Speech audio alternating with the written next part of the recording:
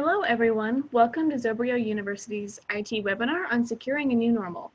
Today we have John Quato, a Channel Partner Manager and IT Account Executive here at Zobrio to lead the webinar. If you have any questions, please leave them in the chat, which is located at the bottom of your screen, and we will go over all questions at the end. Thank you, and I'll now hand it over to John. Thank you, Colleen. I appreciate everyone attending our webinar. This is our second webinar on securing the new normal. As I mentioned this morning, we really have a unique situation going into the new normal with this pandemic. This morning I went to come in the office. We've been all working remotely, and I forgot my code to the back door. It's been so long since I've been actually physically in the office, so we've all been working remotely. So I guess that's one of the challenges that we all have to experience. Our webinar today, we're talking about the new normal, and I know that's a term that is probably overused right now, talking about the new normal, but I think it really is applicable because so much in the IT world has changed over the past 3 to 4 months. And I think there's a lot of reasons. Obviously, the pandemic is one of the big reasons, but there's been a lot of changes just in general. So I'll begin. Here's a quick shot of our agenda.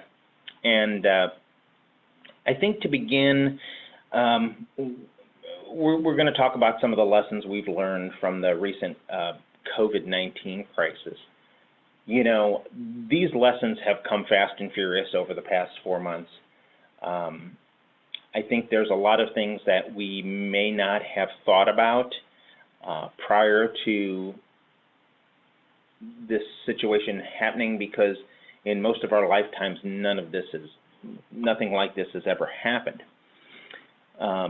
So we're going to take a look at secure remote access to data. We're going to talk about the security a little bit, hardware, and just a little bit about internal and external communications.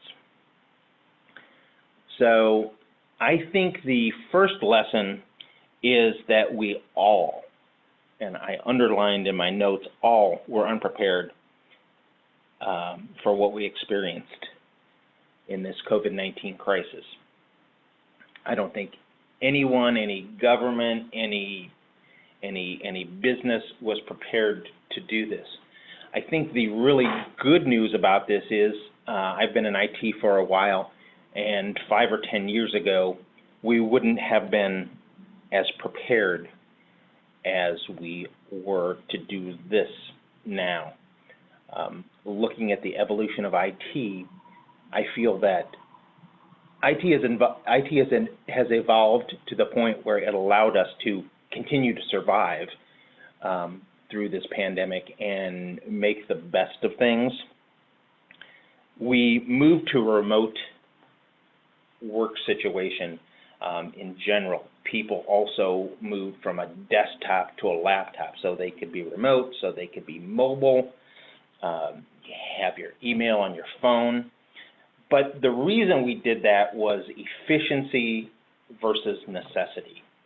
So prior to the recent pandemic, we moved to this mobile solution, remote working for efficiency purposes, and not a necessity. The pandemic moved us into that necessity.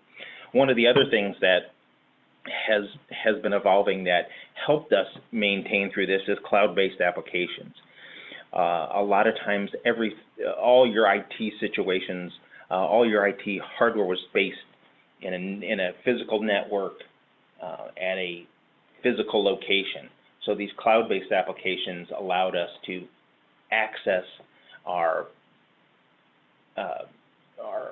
essential software for mission-critical software for purposes of completing our jobs, and as well as cloud-based email. Office 365 is a great example. Google is another one where your email is cloud-based. You were able to access it on your home computer. You're able to access it on your office computer. You're able to access it on your mobile phone or tablet. So that's one thing that, as so many businesses and agencies have moved to a Office 365 for their email versus on-premise or other hosted situations, it allows a lot more flexibility. One of the things that I have to remark has been such a big lesson that we learned is security. This has been an absolute huge issue.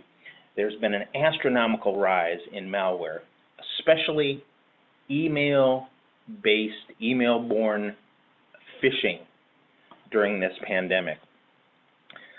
Email-borne attacks were on the rise prior to the pandemic, but it has drastically increased over the last 4 months. What we found is that some emails came across using COVID as the description or payment for your COVID. Being coming across as a pandemic-related bulletin or a bulletin of where to get funds for the pandemic. So the bad actors really piggybacked on the email-based schemes and the pandemic crisis that a lot of communications were coming out electronically. Also, working from home, that was a really unique lesson. A lot of folks had a computer at home that they used, and what I call that is a multi-person, multi-use computer. So workers had to stay at home. They were using the family computer. They were using a computer that the kids would use for their remote access schooling. They would your evening social media browsing or your internet browsing. So it had a multi-use. So time on that one computer may have been limited, and the multi-use factor really had an effect on the security as well. Secure remote access of data. This became real important. Those folks that had not been on, for instance, the email Office 365, those persons that had not been on that, there was a huge push to get them on Office 365 so they could access our email from remote locations, as well as access their productivity apps. One of the things prior to the pandemic, we noticed that a lot of people would, for instance, they would type up something on Office at their physical office location and go home or email it to their personal email address, make modifications at home at night, and then email it back. Well, there were some inconsistencies in versions. There were some, just a lot of, it was a very complex situation. But as they moved to Office, which is cloud-based, they could access their documents as well as many different software versions in the cloud. But are they doing it securely? Are they doing it through a secured VPN? Are they sending emails through an encrypted connection? So we find that the migration from physical on-premise based solutions to cloud solutions presented a problem in the sense of security, but presented the answer in the terms of mobile working. So there's always that balance between security and access. And we noticed that was really a challenge during the pandemic. Also, internet access. A lot of times, an employee did not have appropriate internet access or wireless access at home to function. So we had been working with a lot of our customers to deploy VPN solutions and to work with them in terms of looking at their internet provider and seeing if we could perhaps have them raise their plan to appropriately be able to handle the software and the traffic that they presented. So secure remote access, that was a problem. You know, we noticed that the remote access sometimes was there, and the big question is, was it secure? And as I'd mentioned, security was the big challenge during the pandemic. What we've noticed is with the rise of email-borne phishing scams, that traditional firewalls, for instance, and antivirus were just not enough. A lot of times the phishing emails that were on a drastic rise, these phishing emails would pass through the firewall, would not be detected by the antivirus if they didn't have what they call a payload. So, like for ransomware, a lot of times firewalls will sandbox an email and open it for ransomware, but phishing emails were another particular challenge because not all of them had that a payload attached. They might have directed them to a website, you know, saying, there's a check waiting for you.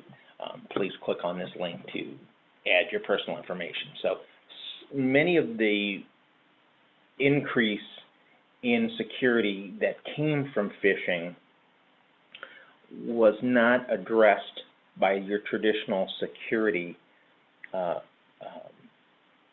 solutions that were in place. We have recommended to a lot of our customers, and they have put in place additional security features for their email.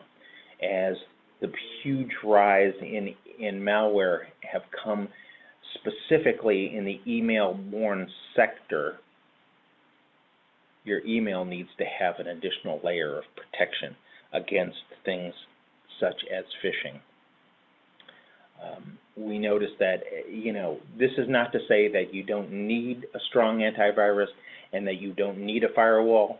Malware across the board has increased. You need the firewall, you need the antivirus, but a strong solution against phishing and some of the other email-borne attacks is one lesson that we've learned and that we've deployed a lot and very successfully caught a lot of these scams. One of the interesting and unique challenges is maintaining good internal and external communication. I know this has been extremely difficult when many of your workers are not able to come into the office, or as many be in the office. It's difficult to maintain that good communication. We notice many companies utilizing video programs such as Zoom, Google Meet, Google Chat to bridge that gap and do presentations and webinars such as this through Zoom. So that's one tool that has seen a great rise. Zoom has a good business-based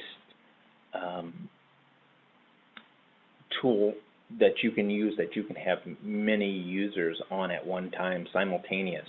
So you can have meetings with your company, with your agency, with all your employees, with your team in place. From we do, for instance, a quarterly business review with a lot of our customers. So we do that quarterly business review now via Zoom. We can share documents. We can see each other via video if that's desired. And it also allows the exchange of information just as if you'd be sitting next to each other. So we notice the increase of Zoom. I know there's also probably a lot of Zoom fatigue right now. Everybody's doing Zoom meetings, but one of the nice parts is that you can be comfortable sitting in your easy chair and doing a Zoom meeting. If you don't want to show your you know, I'm working from my house, you can put a virtual background on that You know, you look like you're New York City is in your background, or whatever. So that assures you a little bit of privacy and allows that work-at-home relationship to be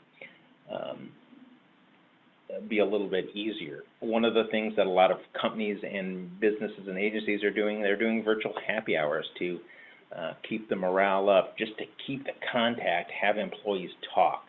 We noticed that one of the big problems with lacking of communication is, with the pandemic is, you know, employees feel isolated. They feel like they're in remote situations, they become very isolated. But we've noticed the increase of web conferencing tools allowing you to bridge that gap.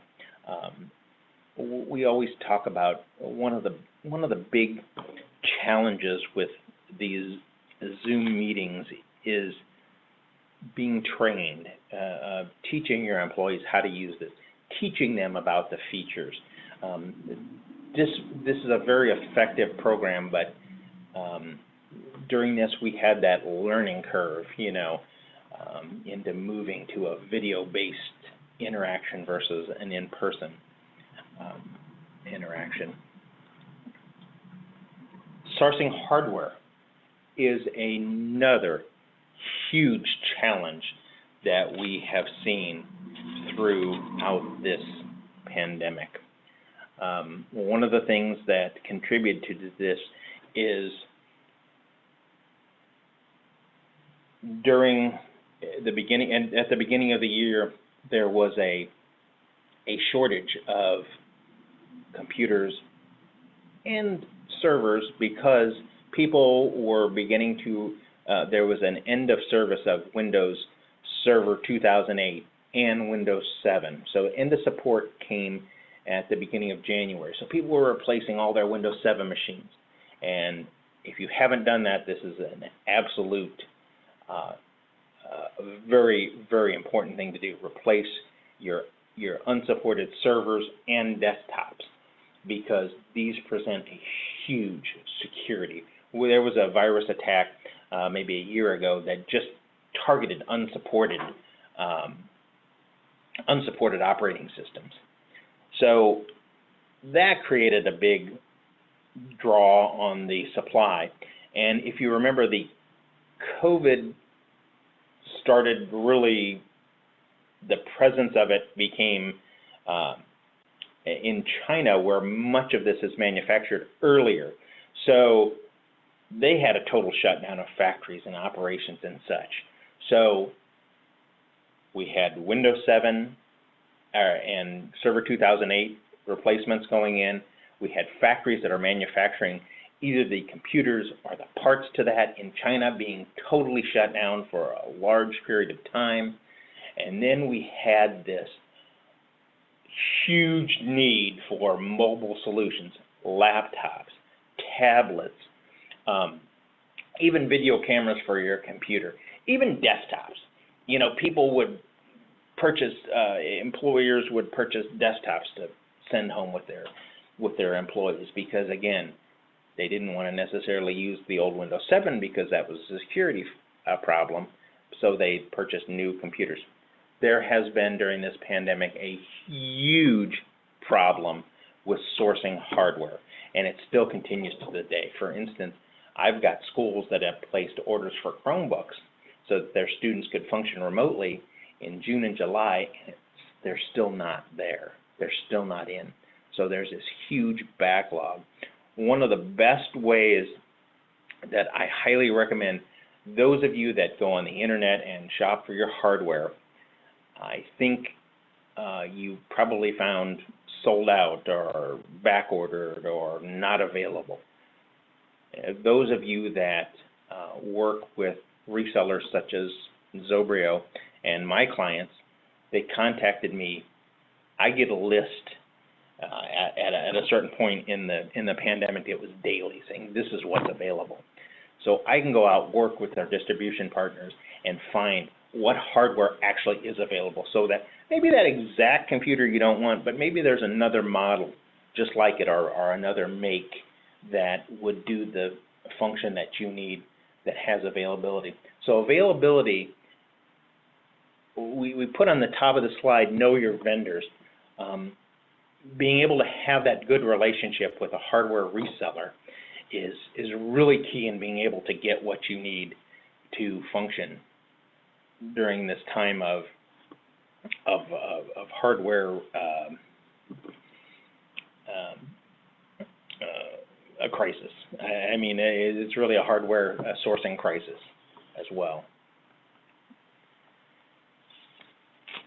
One of the things that we also want to take a look at is working remotely. How do you develop a continuity plan, a business continuity plan that would address the needs of your employees, of your business, of your agency right now?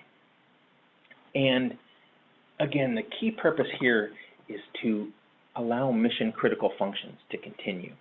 I notice in the government a lot of times folks have to man the office. There has to be a person in the office.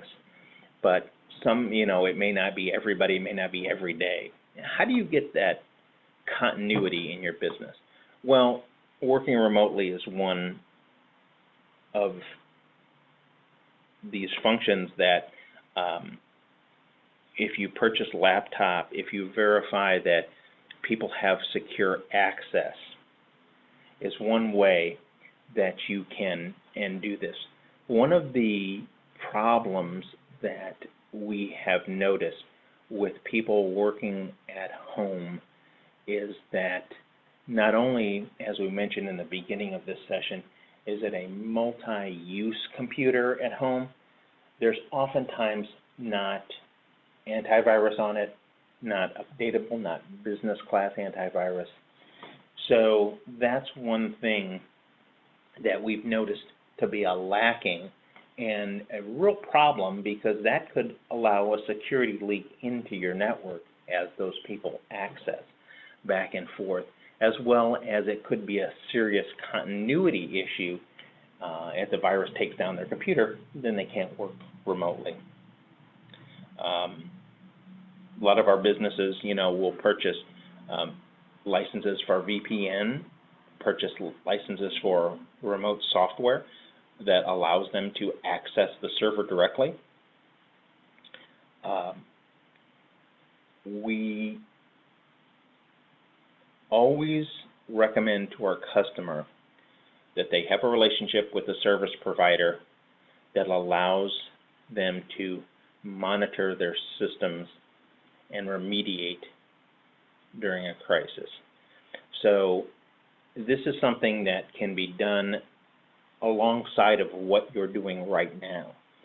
The proactive monitoring and remote access allows, for instance, during this crisis, many IT departments were also locked out of the building. So what do you do if a server goes down? How do you even know? What do you do if there's a power outage?